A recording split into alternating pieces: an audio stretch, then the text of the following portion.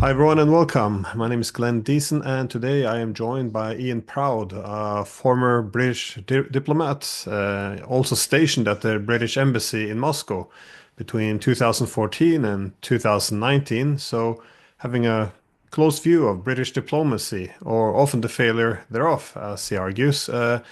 Then from 2014 when the war began and up through the years leading towards the Russian invasion of 2022. Now, I thought British diplomacy is quite a fascinating topic because it's often been pointed out that there shouldn't really be that many differences or conflicts between Russia and Britain, that often their interests have been more or less aligned. They find themselves on common sides in a lot of wars, but still, uh, it seems that this relationship is always filled with a lot of problems, and it's not a new phenomenon either. Indeed, back in 1836, Richard Cobden, he wrote this famous pamphlet, "The Cure for Russophobia," in which he not dismissing that there's real threats coming from Russia that Britain should be aware of, but he pointed out that often the threats from Russia they were exaggerated, and he referred again just 200 years ago back to delusion and misrepresentation, something that undermined Britain to pursue its real national security interest.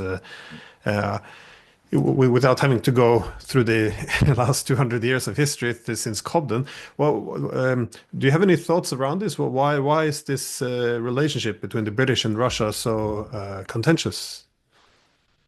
Before I went to Moscow in 2014, Russia was still a hard sell in the UK. This was even before the Ukraine crisis, bubbled up. I remember the run up to the Vilnius Eastern Partnership Summit, the one that Yanukovych famously went to and didn't sign the association agreement with the EU. Like the British press was kind of barking, about actually how Yanukovych had to sign, and if he didn't sign, then Putin would somehow win. And this was in late 2013. And even though actually UK businesses and corporate interests were developing actually really quite good relationships in Russia. Obviously, BP Rosneft is the most totemic one, but there are very many others.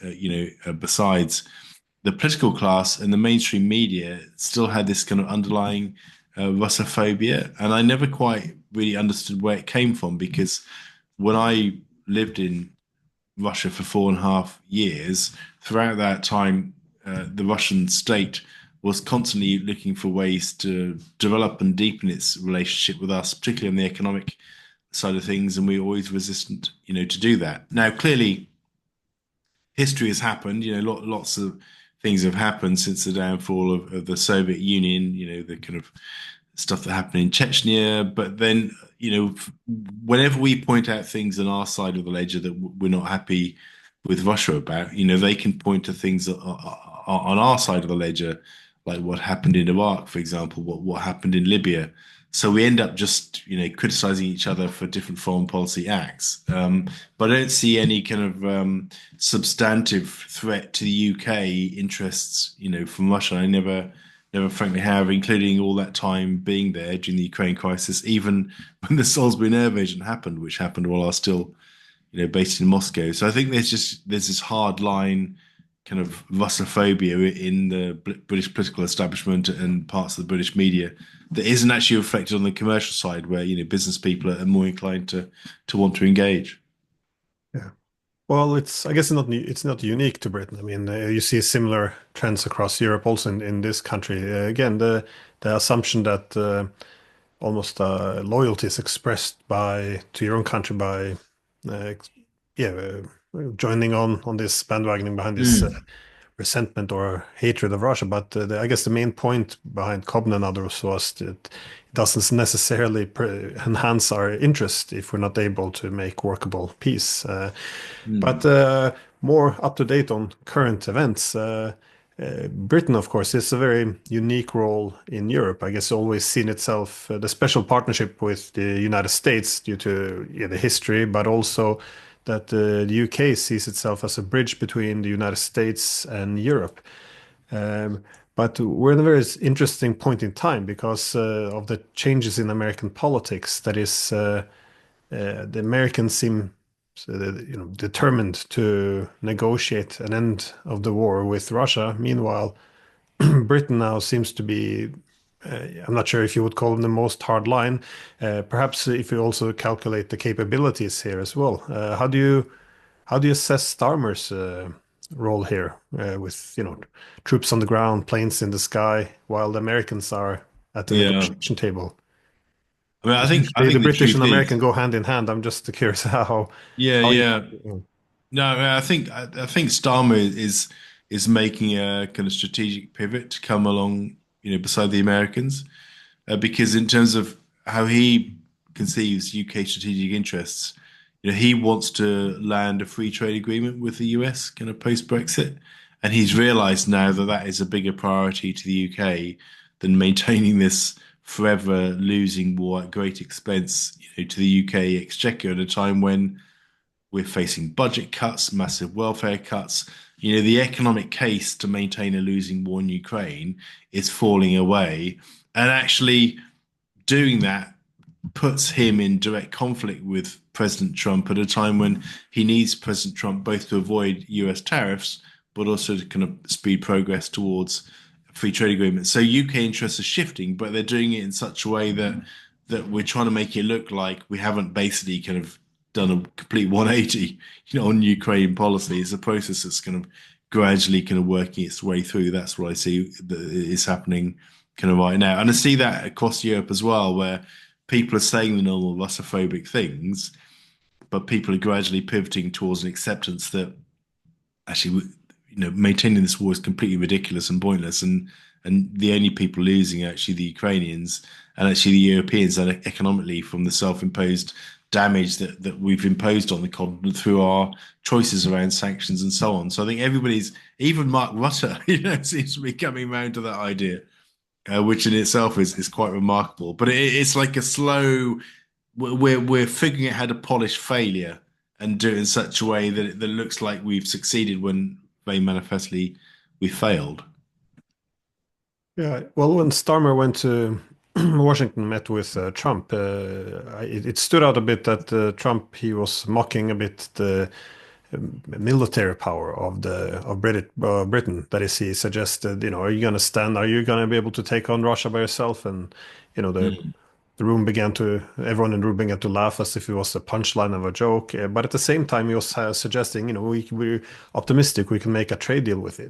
Do you think this was a deliberate approach? This showing the stick, but also offering the trade carrot if Britain, because the Britain and France are really the two main military powers you have to keep an eye on in Europe if you want to get the European on board, because it doesn't really matter what the rest of the Europeans are squealing. If you get the British and French on board, then pull them away from the war initiative and instead bring them over to getting Yeah. a peace deal, then you're kind of set. Do you see it in the same way, or was it? Yeah. I Yeah, do. I think Trump is saying things that people know but are scared to admit.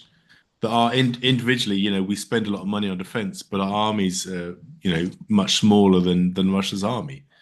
The UK has 73,000 troops in its army, and not all of those are deployable at any given time. We would struggle to muster 10,000 to deliver to a peacekeeping force, and Russia has 1.3 million people now, in its army. The French army is not much bigger. The German army is actually kind of big, but still is nowhere near the size of Russia's army. And I think Putin is just given us a cold shower to say, well, actually, your armies are fundamentally quite small, um, and what you're proposing, won't survive contact with reality. Which without US support, you can't keep pushing this militarily antagonistic line towards Russia without that kind of US umbrella. And I think that is the truth of it laid bare. Let's focus on the economic and the trade side of things. And I think, as I said, reluctantly and with some pain, people are pivoting in that direction now. I mean, there will always be some holdouts, the Balts, the Estonians, the Poles, and so on.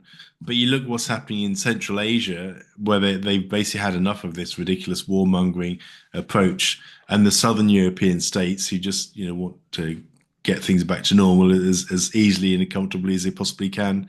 There's a risk that the UK could become such an outlier that it made itself irrelevant at the time post-Brexit and cut off any chances to kind of boost its own economic growth through trade with the US. So that's the kind of realism that Starmer has thankfully sort of taken on board, it seems, at least.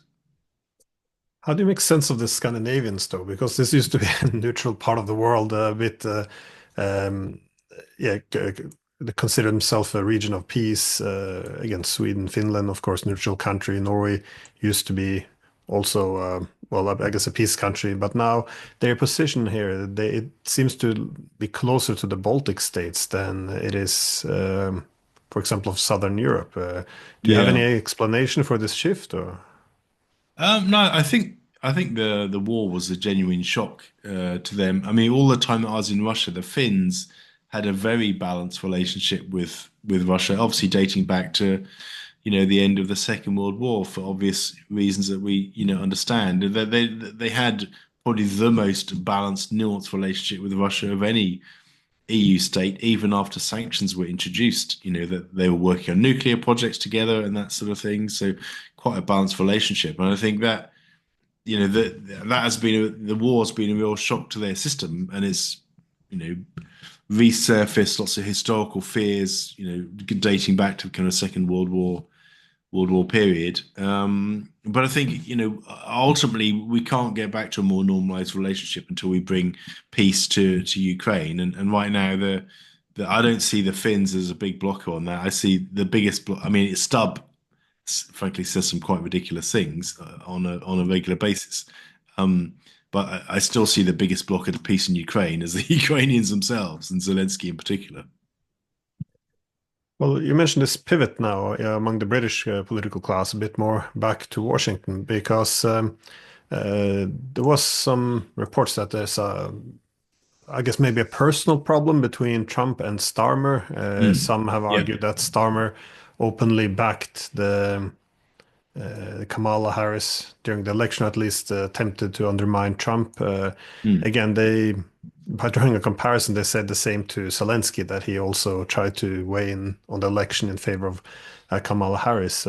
How do you assess, I guess, this accusation or these ideas? And if so, do you think it's possible to overcome this bump in the road, or? Well, I think Trump is a deal maker, so he'll deal with whoever can give him the best deal for the United States, first and foremost. There's no secret of the fact that the Labour Party, that runs the government now, has been quite directly critical of Donald Trump in the past, including Keir Starmer, who said that he was anti-Trump. I mean, the Foreign Secretary has said even more critical and offensive things, actually, about Donald Trump in the past, as have many other members who are senior in the current sort of British government. But I mean, what has changed, since the new British ambassador to Washington has taken up the position, Lord Mandelson, he's a kind of Labour Party kind of grandee, is I think he's finally spoken truth to power to say, well, you can't sort of pursue your economic objectives. And this Labour government does seem to be driven by the economics, trying to make the UK the most competitive economy in the G7. Frankly, has a very long way to kind of hit that target. But it's looking at sort of economic engagement with China, looking to turbocharge free trade talks with the US, even having a reset with Europe. Across the board, it's kind of economically focused. But Mandelson, I think, is saying that, well, you can't keep criticizing Trump and expect to, after years of delay, restart free trade talks and avoid tariffs. I mean, that's just, if you know anything about Trump, you can't insult him in one hand and ask for favors on free trade on the other, because that's just not how it's going to work. And I think that advice has struck home, and you can see it in the very nuanced way in which Starmer has been trying to position himself as this ridiculous, in my view, phrase, bridge to Europe. I mean, it's all part of that kind of pivot.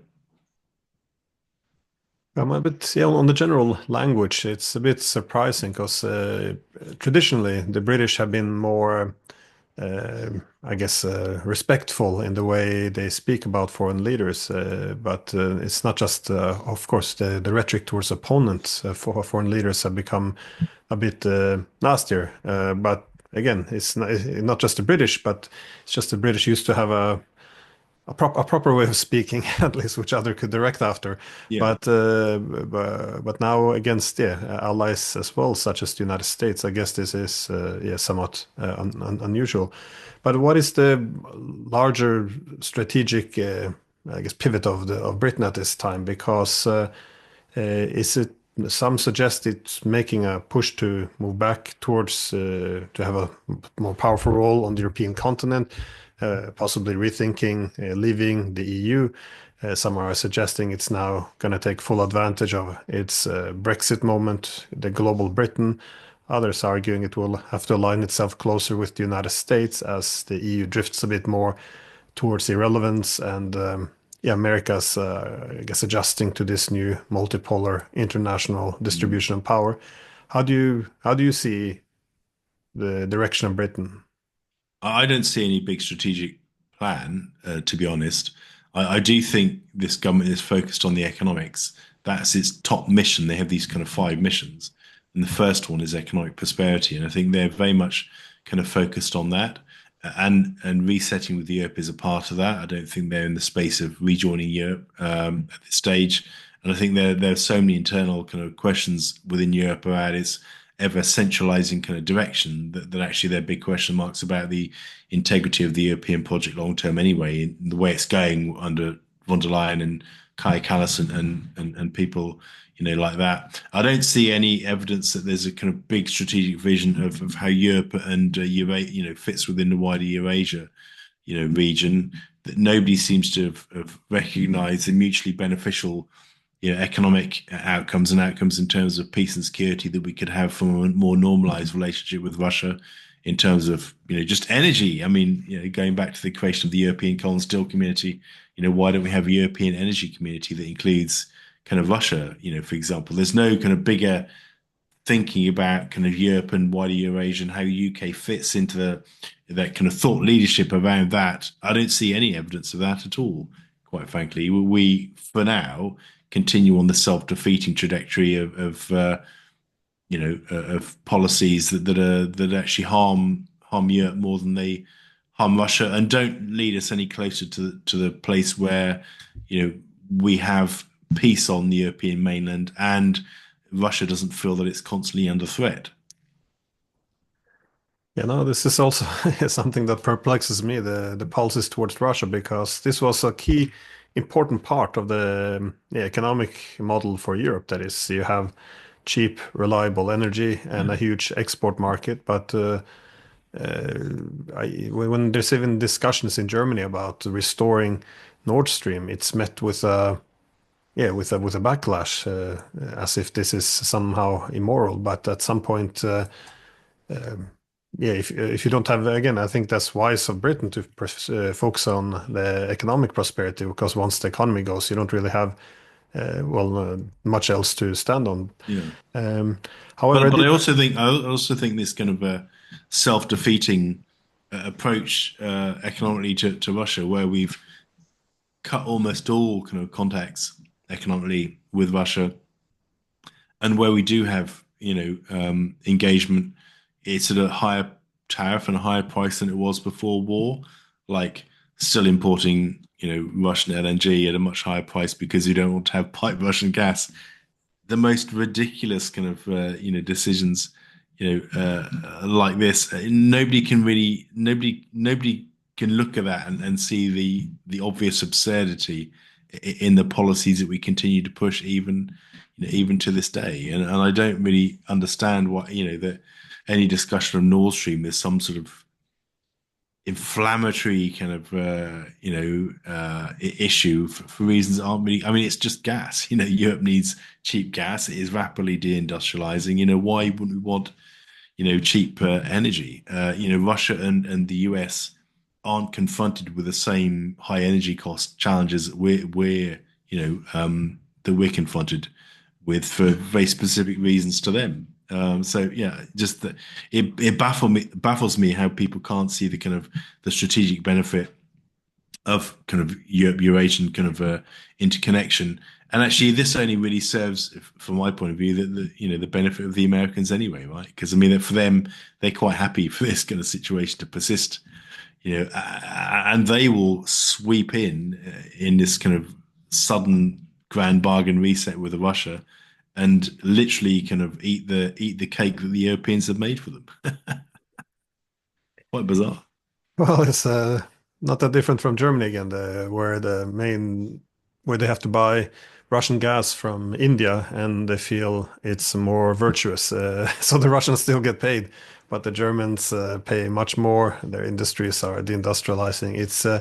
Yeah, there's not much, I guess, common sense behind it. Also, Yeah, I think a lot of these instincts about cutting off Russia, the main it belongs to the 90s when there was only, Europe was the only other yeah, market. But again, for the past decade, the Russians have shifted more and more of their economy towards the east. So yeah. why they were just handing over a very Mhm. nice market share to Asia instead, which fuels yeah, other centers of power. So I think we still look down on Russia as if they're still these kind of Soviet citizens, and I think there's a certain snobbery in this as well. Certainly from the UK side of things, that they're these kind of Soviet country bumpkins that are essentially hostile, and that if you get too close to them, they'll just let us down.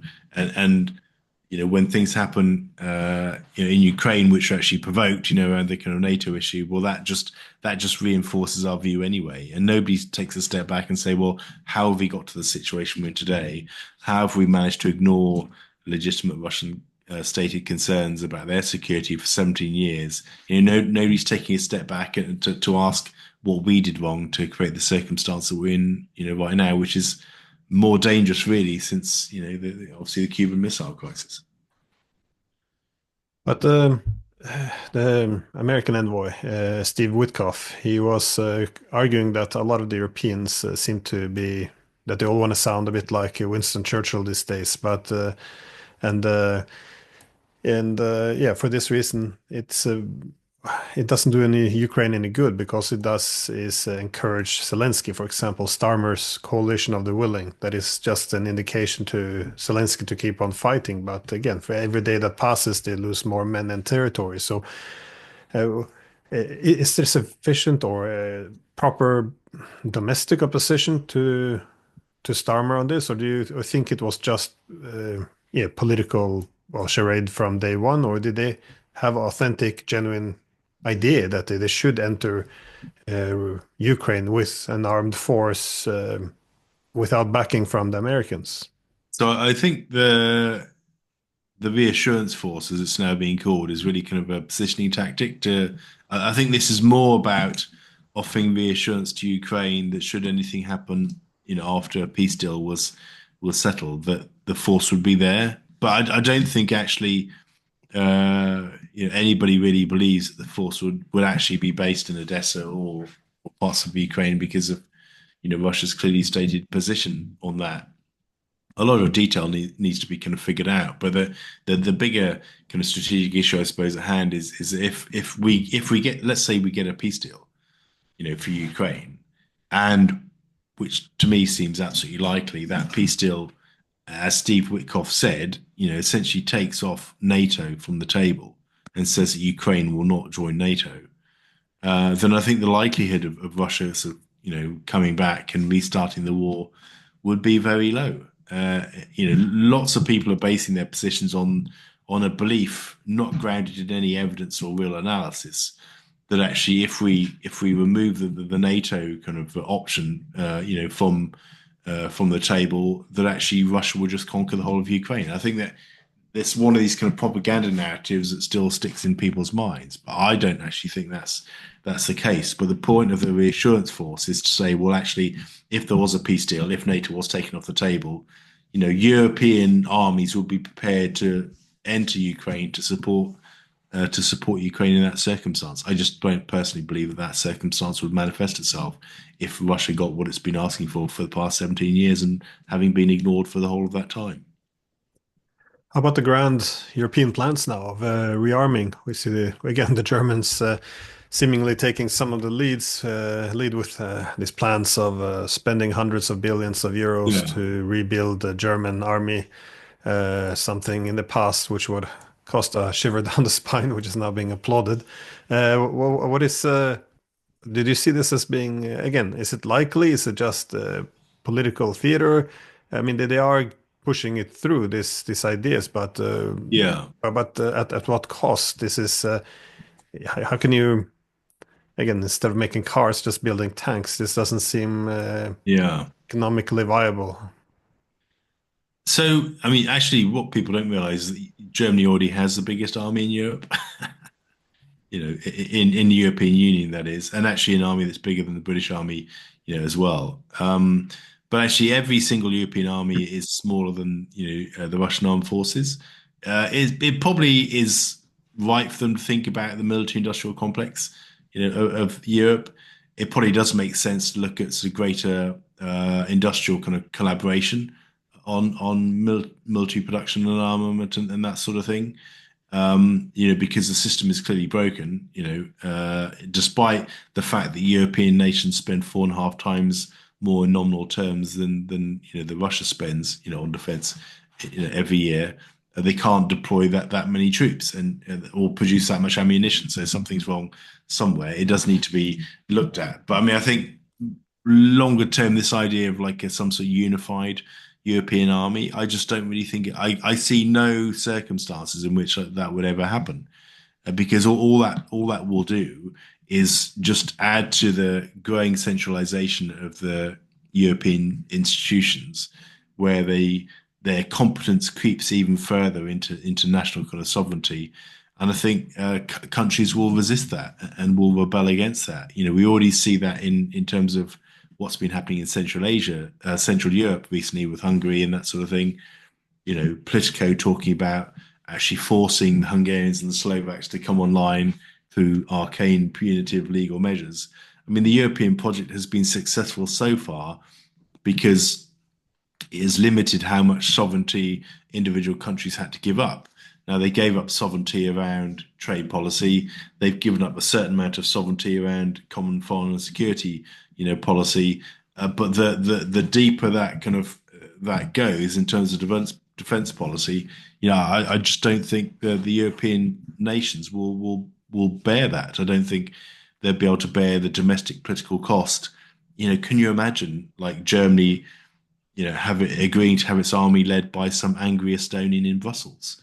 I mean, I don't see any circumstance in which any powerful European nation would agree to that, or indeed less powerful nations like Central European nations, like Viktor Orban, letting sort of, I think it's Lithuanian, the defense commissioner, right now, letting him run the Hungarian army. I mean, I can't see any circumstances in the next 2 decades where nations will be able to take that massive step in terms of conceding a large chunk of their sovereignty to European institutions, which are democratically unaccountable. I just don't see that happening. Yeah, there's some of the contradictions and problems with this tough talk as well, because now Kaja Kallas has made it clear as the EU foreign policy chief, she doesn't believe in diplomacy and with the Russians, and she would like to see Russia defeated and broken into smaller countries. And then take on China next. Yeah, check on China next.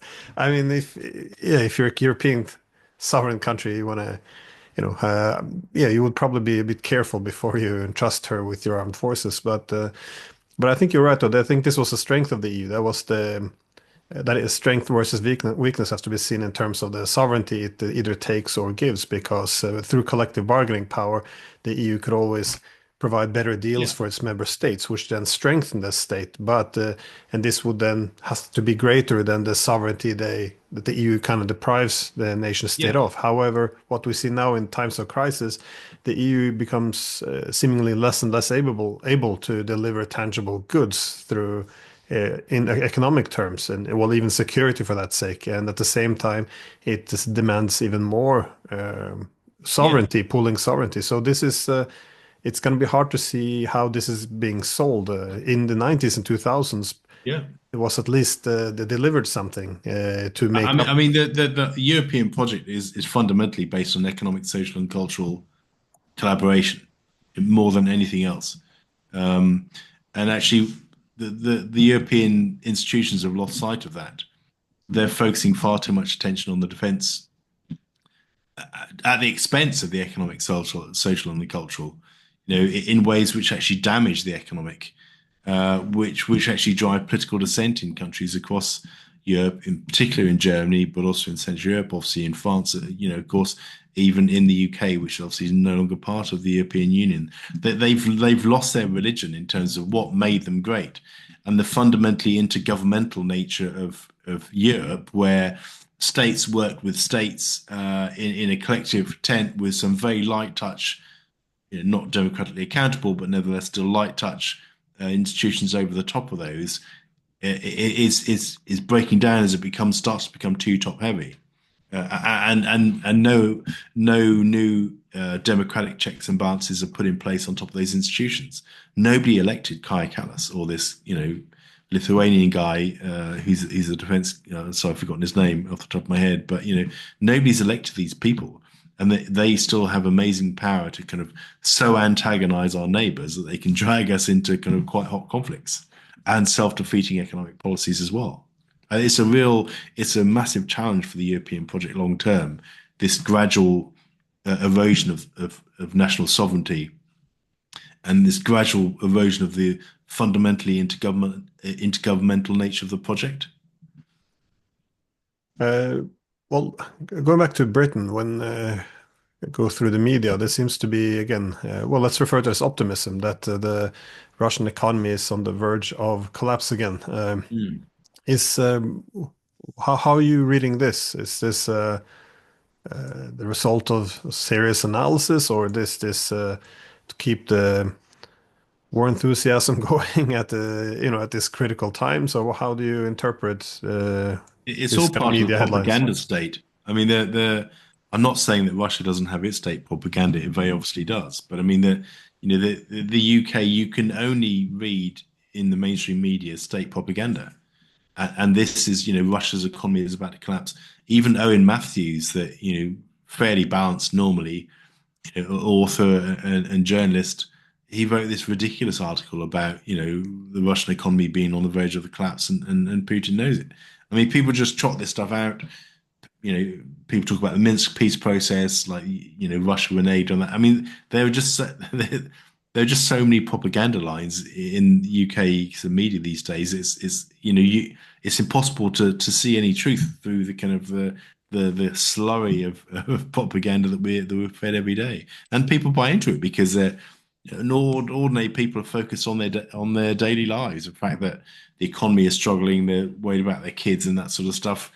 Yeah, most people don't have time to explore more verifiable sort of analysis on what's really happening, on what the real state of play is in Russia, and it is facing headwinds economically, undoubtedly by this massive fiscal stimulus caused by the war economy sort of effort.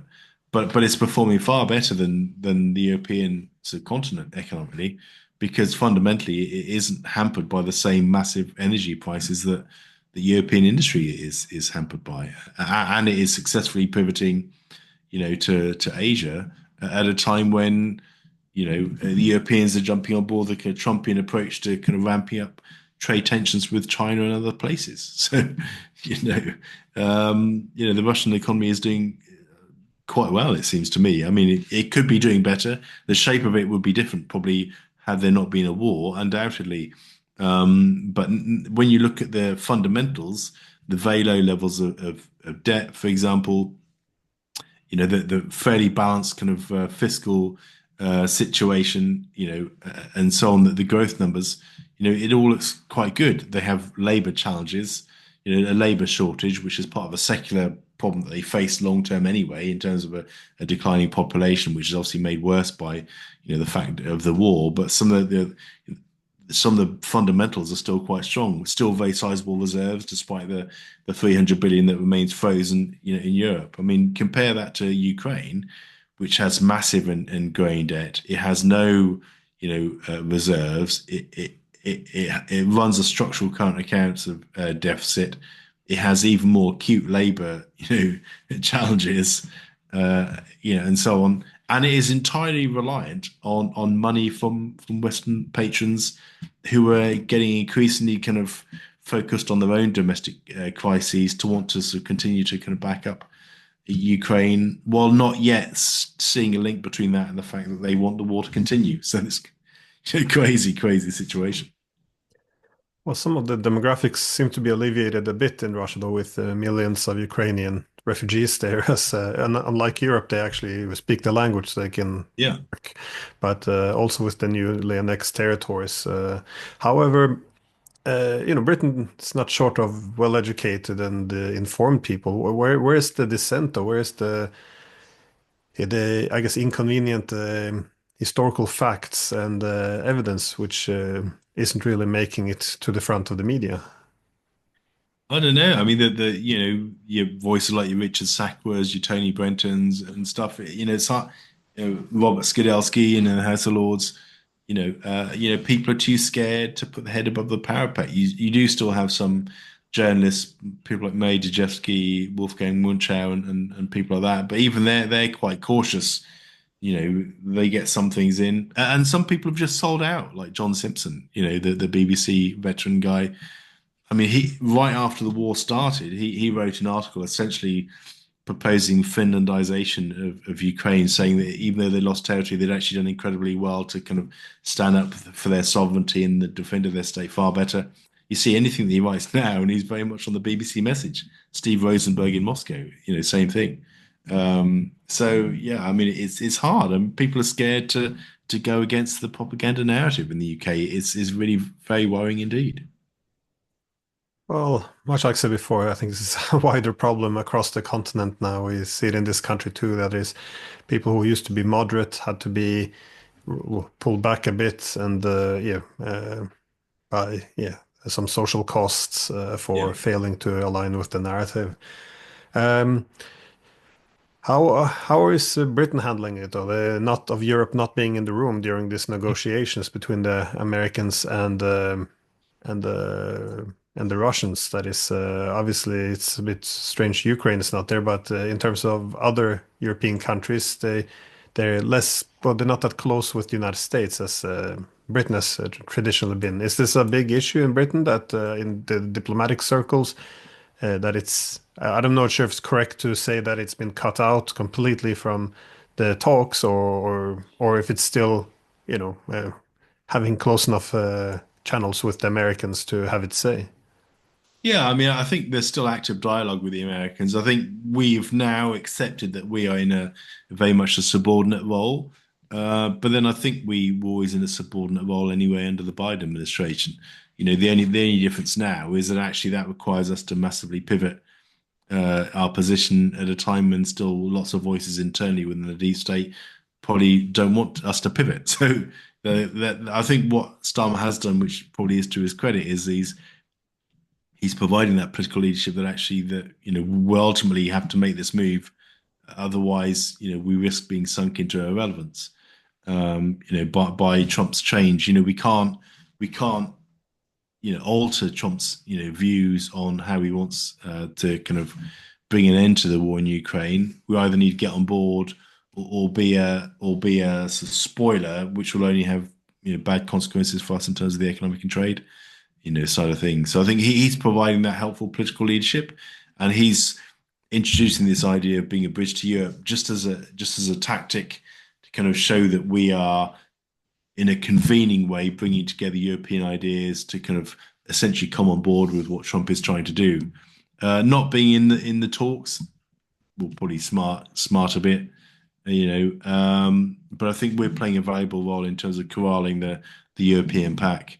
I think this is easy to exaggerate our influence over Europe, frankly, in that process. But I think that's how he's trying to position it in terms of his engagement with Trump and so on. I think where we can have a bigger role is in influencing Zelensky, in terms of his thinking on that. But I mean, again, I think there all the kind of all the energy is happening on the US side, not on our side. It's we've spent so long building Zelensky up and telling him that he's the best thing since sliced bread that actually it's hard for us now to tell him that actually we were wrong all along. We shouldn't have promised him support for as long as it takes because actually, no, we've realised that it's taken too long. so, so I think that the biggest influence on Zelensky is also going to be from Trump, and we just have to accept our diminished role in this process. No, no. Well, I think and this is a good point, and it's fair enough that it's not easy to make this pivot because our political leaders also the it's consensus in the media with almost zero dissent has been for 3 years that yeah, diplomacy is wrong. It's appeasement. We have to stand by Ukraine, which means fighting even when there's no winning chance. And yeah, standing with Ukraine till the end, even when we're running out of Ukrainians, weapons, and now money. Mm, It's very hard to suddenly shift and say, well, yeah, perhaps we should have had some diplomacy. Maybe we should find a political settlement when we know that the deals we could have gotten 3 years ago, which we talked them out of, was it would have been so much better. exactly, exactly. I mean, I think there's a more kind of fundamental challenge for the UK that whatever we do, we're always like a passenger on an American bus. And I liken it to the Grand Old Duke of York. I don't know if you know the kind of famous English kind of poem about going up the hill and coming back down the hill again and not really being sure where they were.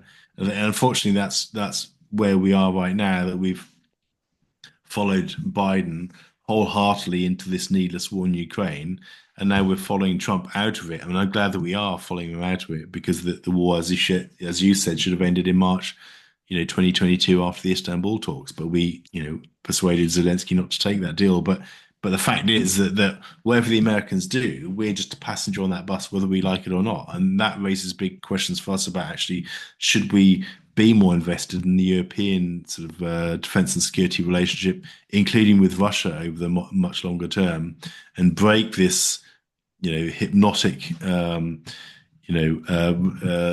relationship we have with the Americans that we just end up following whatever they do, often to our disadvantage. Not just in economic disadvantage, but in terms of our credibility on the global stage. Uh, my final question, though, is just about Boris Johnson. I guess to what extent is he being held accountable in any way in Britain? Because you mentioned the peace which was not taken. Of course, he's had a very central role in this. That is when the US and UK primarily convinced Zelensky to choose war instead of going with the Istanbul peace agreement.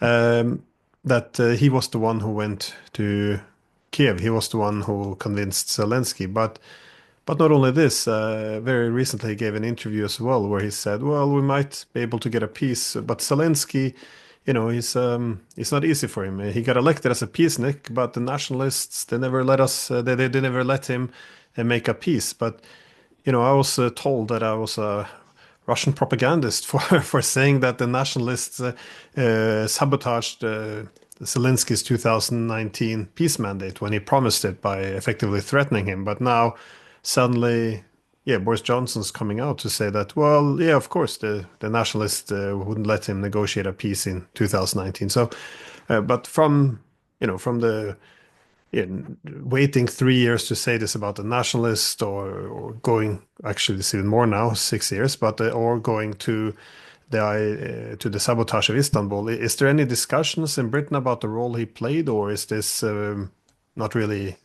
an issue?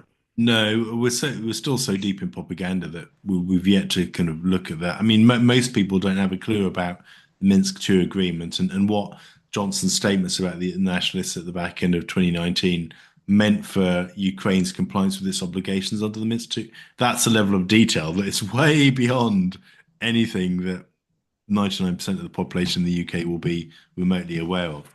And because it's still pivoting, the Starmer's government is still saying lots of negative things about Russia while quietly pivoting, behind the US. It's not really doing anything to counter what Boris Johnson is doing, and he himself, has hopes on a Trump type, return. Having fallen from grace, I mean, I think Johnson is hoping for a Trump type return, to be prime minister in the future. So there's been very little scrutiny of that, quite frankly, which is a pity because it's totally shameless. One of the big propaganda narratives has been that Russia reneged on the Minsk II agreement, and that has never been true. but actually, all that Johnson's statement, does is confirm that it wasn't true. But again, that's a level of detail that kind of gets lost on, the headline of our, Zelensky didn't have room to kind of, because of the nationalists. People don't see the link with the Minsk II agreement, what that meant for sanctions policy against Russia, what that meant when Dmytro Kuleba said that there would be no devolution to the Donbass just a few weeks before the war started. People just aren't seeing that bigger context. And so, as always, Johnson is, getting completely off the hook with this, and while trying to mount his own longer term political comeback. It's quite shocking, but welcome to British politics. What is sorry, that was supposed to be my last question, but just as a quick follow-up, what is the main logic there then? Of accusing Russia to not follow through on the Minsk agreement, because the Minsk agreement was between Donbass and Kiev. Again, Yeah. Russia doesn't pop up actually in the agreement. So what is the argument that it was the Russians who did not? Because there's very clear articles in terms of Yeah. when should be Yeah. what should be done and when. Yeah. What is the main argument that this was somehow Russia? Well, sanctions were linked, the European sanctions were linked to the full implementation of the Minsk agreement. So we had to maintain the line that Russia wasn't implementing the Minsk agreement because sanctions against Russia were contingent on Russia meeting its obligations under the Minsk agreement. So that prevented any possibility of recognizing the fact that the Minsk agreement was failing because Ukraine wasn't holding up its end of the bargain in terms of pushing forward a national dialogue and discussions on devolution for Donetsk and Luhansk Oblast with elections and that sort of stuff.